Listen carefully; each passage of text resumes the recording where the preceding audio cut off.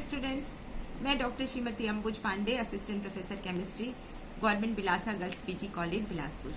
आज मैं आपके लिए एरिल हैलाइड में न्यूक्लियोफिलिक सब्स्टिट्यूशन रिएक्शन की जानकारी लेकर उपस्थित हुई हूँ।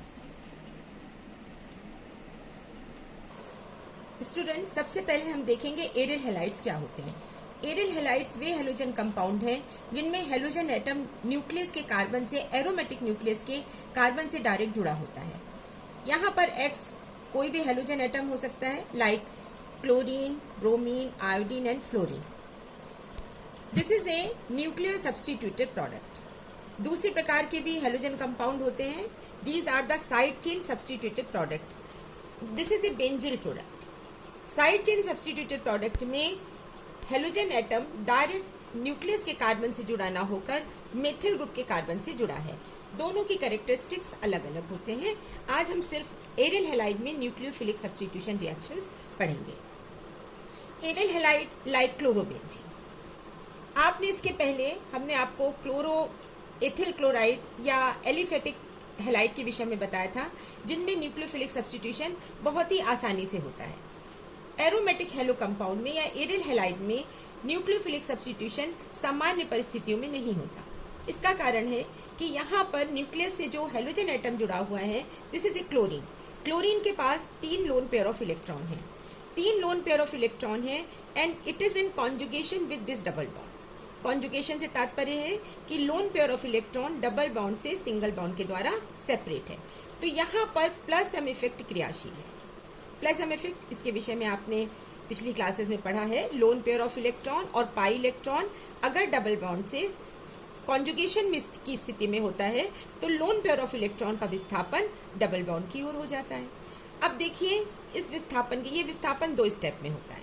तो इस विस्थापन के फलस्वरूप अब क्लोरोबेंजीन के ऑर्थो पोजीशन पर इलेक्ट्रॉन पेयर या नेगेटिव चार्ज है एंड दिस नेगेटिव चार्ज और the loan pair of electron is in conjugation with this double bond. It get displace, ये ट्रांसफर हो गया पैरा पोजीशन पर।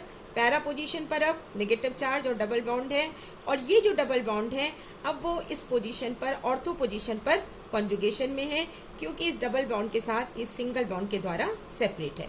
तो now this lone pair of electron transfer to this ortho position and these are the different resonating structure of the chlorobenzene. Chlorobenzene के resonating structure में हम देख रहे हैं कि क्लोरीन एटम पर पॉजिटिव चार्ज है और कार्बन और क्लोरीन के बीच में डबल बॉन्ड है। क्लोरीन एटम पर पॉजिटिव चार्ज होने के कारण इसके क्लोरीन एटम पर इलेक्ट्रॉन डेफिशिएंसी होने के कारण यह अब न्यूक्लियस के कार्बन से ज्यादा स्ट्रांगली अटैच्ड है। साथ ही साथ डबल बॉन्ड है, shortening of the bond takes place. तो this chlorine is more firmly bonded with this carbon of the benzene ring. इस कारण अब क्लोरीन का विस्थापन किसी दूसरी न्यूक्लियोफाइल के द्वारा आसानी से नहीं हो सकता, लेकिन कुछ विशेष परिस्थितियों में ड्रास्टिक कंडीशन जैसे हाई टेम्परेचर, प्रेशर या कैटलिस्ट की प्रेजेंस में दिस क्लोरीन गेट डिस्प्लेस, विस्थापित हो जाता है न्यूक्लियोफाइल के द्वारा। लेकिन कुछ विशेष परिस्थितियों में ही ऐसा संभव है। अब चूंकि यहाँ प्लस एम इफेक्ट क्रियाशील है, इसलिए क्लोरोबेंजीन की ऑर्थो और पैरा पोजीशन पर नेगेटिव चार्ज है। साथ ही साथ यहाँ पर दूसरा प्रभाव भी क्रियाशील है। This is A minus I effect of chlorine. Chlorine का स्ट्रॉन्ग माइनस आई इफेक्ट होता है। इस कारण ये न्यूक्लियस के इलेक्ट्रॉन्स को अपनी ओर आकर्षित करता है। न्यूक्लियस के इलेक्ट्रॉन को अपनी ओर आकर्षित करने के कारण यहाँ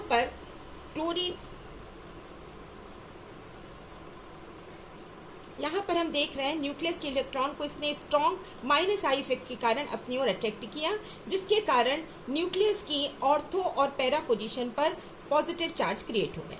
और इस पॉजिटिव चार्ज होने के कारण अब यहाँ पर इन डिफरेंट पोजीशन पर इलेक्ट्रॉन डेफिशिएंसी क्रिएट हो गई और इस इलेक्ट्रॉन डेफिशिएंसी के कारण अब इलेक्ट्रोफिलिक सब्स्टिट्यूशन के चांसेस यहाँ पर कम हो जाते हैं। देखिए, यहाँ पर 2 प्रभाव हैं जो विपरीत दिशा में क्रियाशील हैं। एक तो प्लस एम इफेक्ट, जिसके कारण ऑर्थो और पैरा पोजीशन पर इलेक्ट्रॉन डेंसिटी इंक्रीज हो रही है और इसके कारण इलेक्ट्रोफिलिक सब्स्टिट्यूशन की चांसेस बढ़ रहे हैं।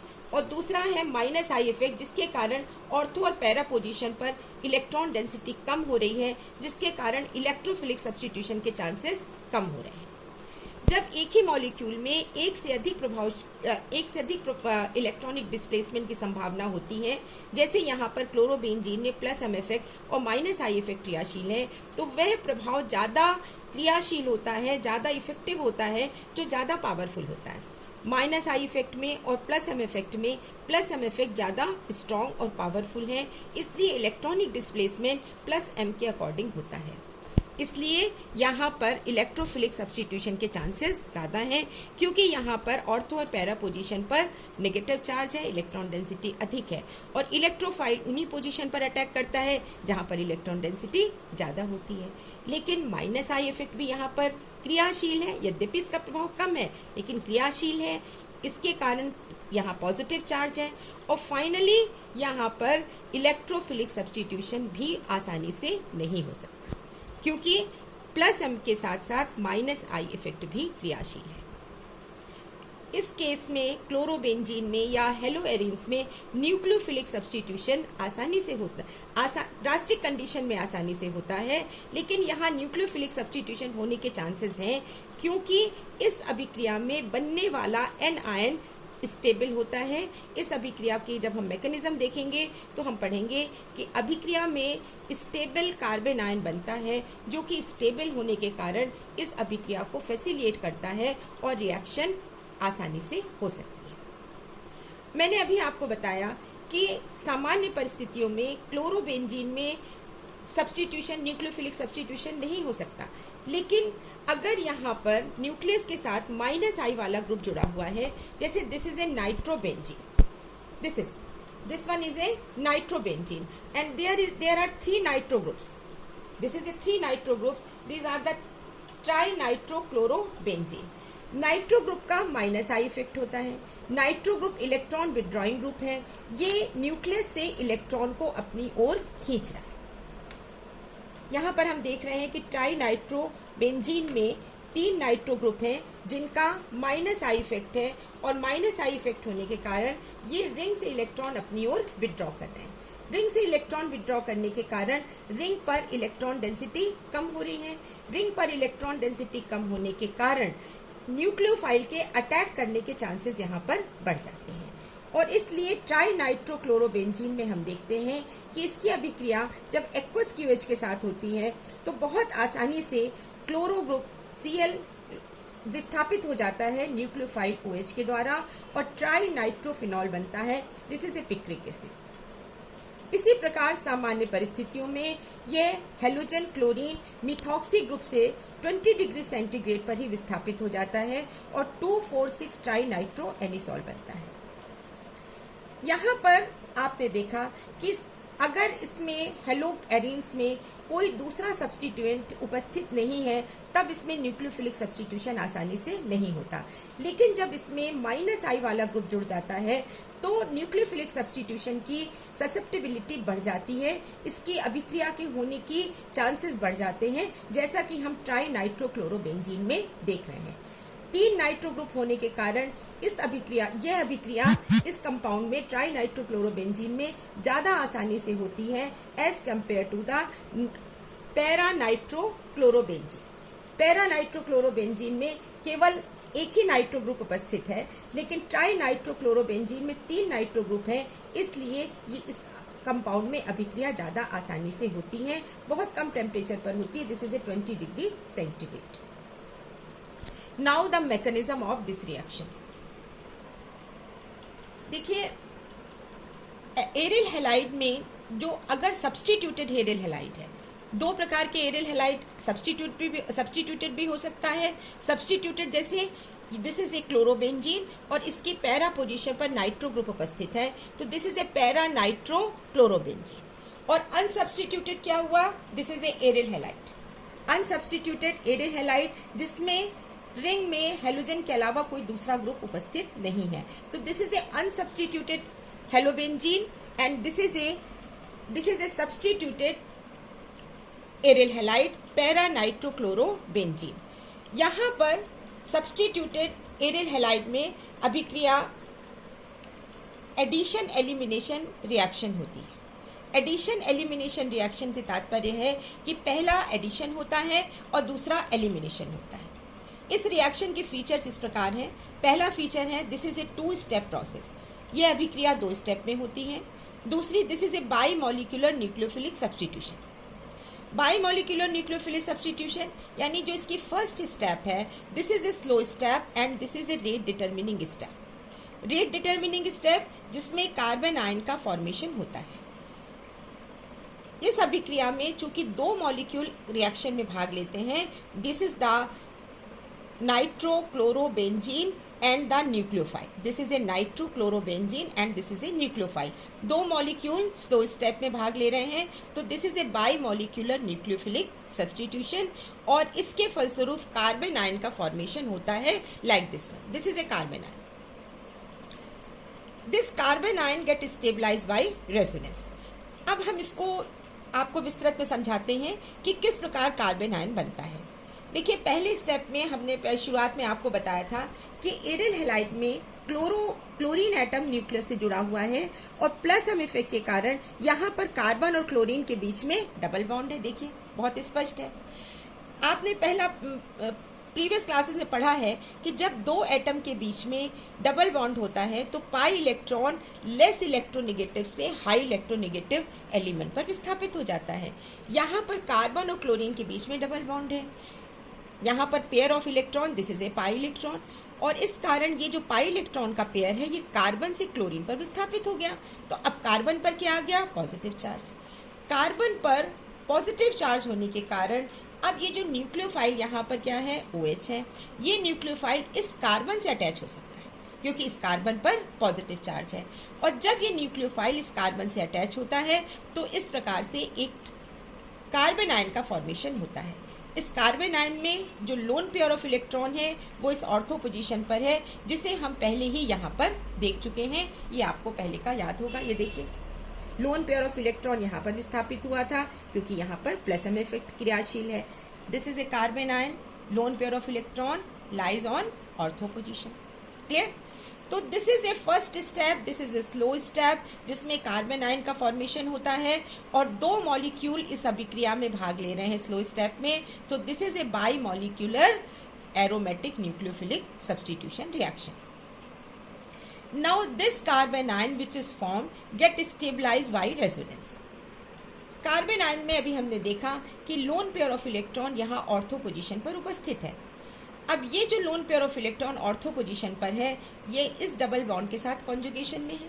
कॉन्जुगेशन में होने के कारण this lone pair of electron get transfer to this position.